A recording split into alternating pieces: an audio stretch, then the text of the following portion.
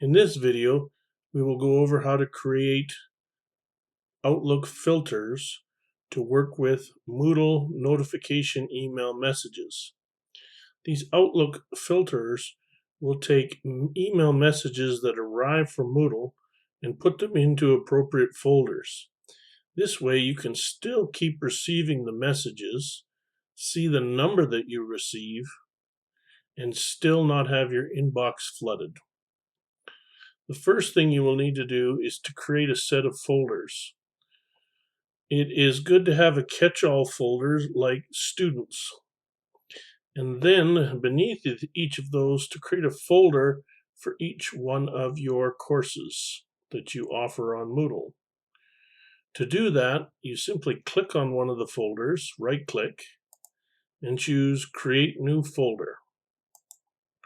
And then enter in a name or course code for that folder.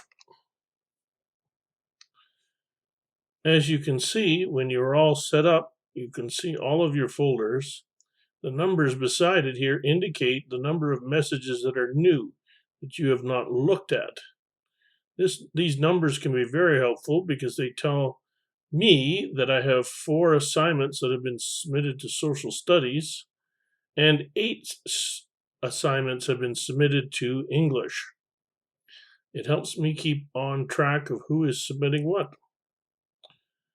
Anyway, to be able to create these rules, you will need to click on one of the messages that you have received. So here I've clicked on an email about a student who has completed a particular assignment in English 3302. I then go up to the 3 dots over here on the menu on the far right. I click on it and I choose Create Rule. What pops up is a little pop-up box where I'm going to instead choose More Options. Here is where I'm going to enter in all the information that I need. Here I enter in the name of the rule, which says Assignment Messages from ELA 30-2. I add a condition where it says From, and I enter in the email. All Moodle notifications coming from Norquest come from noreply@norquest.ca. I then enter in words that it needs to catch, such as assignment in the subject, and that in the subject or the body, ENGL-3302 should also be there. You can find these words by looking at the message that you selected. Next, you just tell it what folder to put it to. So you have Move To is selected, and you choose the folder that you just created.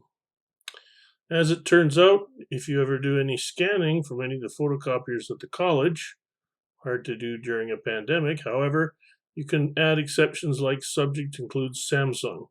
As it turns out, those emails also come from noreply@norquest.ca.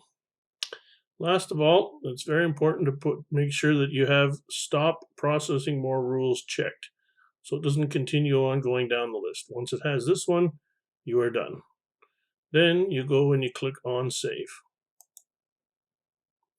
As you can see, I have a whole list of rules. I deal with all the Schedule Once requests I receive.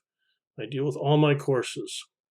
But what's most importantly is I've got a final rule, which is my catch-all.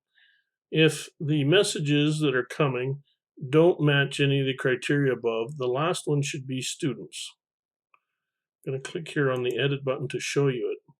So if it's from noreply@norquest and it didn't match any of the others, I tell it to move it to students, to mark it as read. Of course, there's that exception. Subject includes scan from a Samsung MFP.